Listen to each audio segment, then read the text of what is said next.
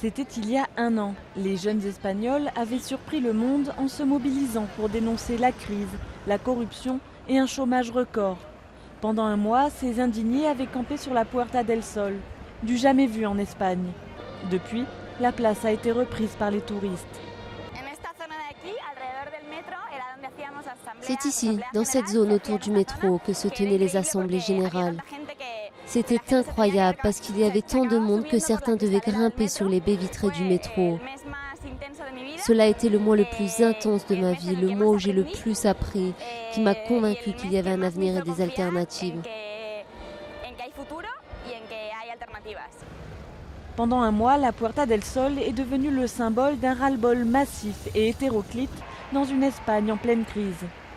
Les mois suivants, des dizaines de milliers de personnes ont défilé dans plusieurs villes d'Espagne et du monde. Jon, un architecte de 27 ans, est devenu l'une des figures emblématiques des indignés espagnols.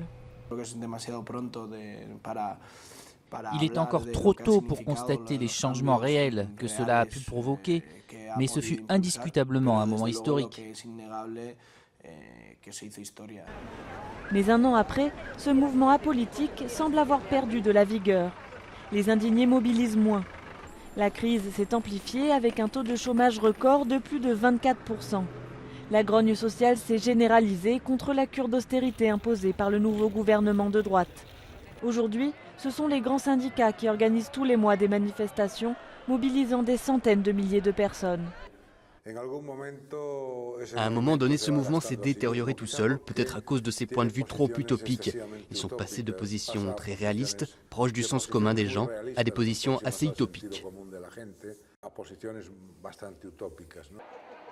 Le 12 mai, les indignés espagnols fêtent leur anniversaire. Ils veulent à nouveau prendre la rue et des manifestations sont prévues dans toute l'Espagne.